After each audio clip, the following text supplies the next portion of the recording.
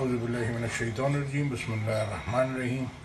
سورہ فرقان کی 18 نمبر کی آیت کہہ رہی ہے، وہ کہیں گے تو پاک ہے، ہمیں یہ بات شائع نہ تھی کہ تیرے سوا اوروں کو دوست بناتے، لیکن تو نے ہی ان کو اور ان کے باپ دادا کو برتنے کو نعمتیں دیں، یہاں تک کہ وہ تیری یاد کو بھول گئے اور یہ ہلاک ہونے والے لوگ تھے۔ اللہ اکبر۔ اللہ کو چھوڑ کے کچھ بھی نہیں ہے۔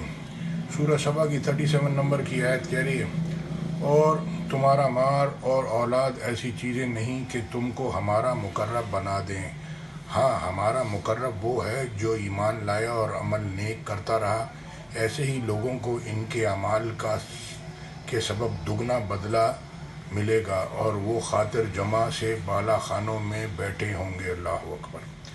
ہمارا بہترین دوست اللہ، پھر بہترین دوست ہمارے اعمال جو 24 گھنٹے ہمارے ساتھ ہیں۔ ہم جہاں بھی جائیں گے ہمارے اعمال ساتھ جائیں گے۔ تو علم، انسان کے پاس جو ہتھیار ہے وہ علم ہے، پھر نیک اعمال ہیں، اور یہ جتنے اس کے گناہ ہیں یہ اس کے لیے مصیبت ہیں، دنیا میں بھی اور آخرت میں بھی۔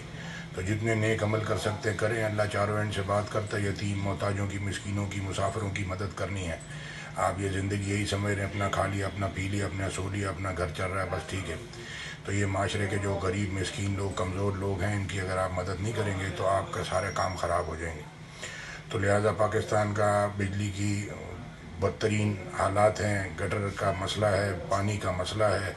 سارے آتے ہیں جیسے شادی میں کھانا کھانے کے لیے کھانے پہ حملہ کرتے ہیں، اس طرح سارے آتے ہیں، اپنا اپنا گھر سیدھا کرتے ہیں، اپنا بار گھر بناتے ہیں اور چلے جاتے ہیں، باقی قوم وہیں کی وہیں 22 کروڑ پڑی اسی مسئلوں میں پھنسی رہتی ہے۔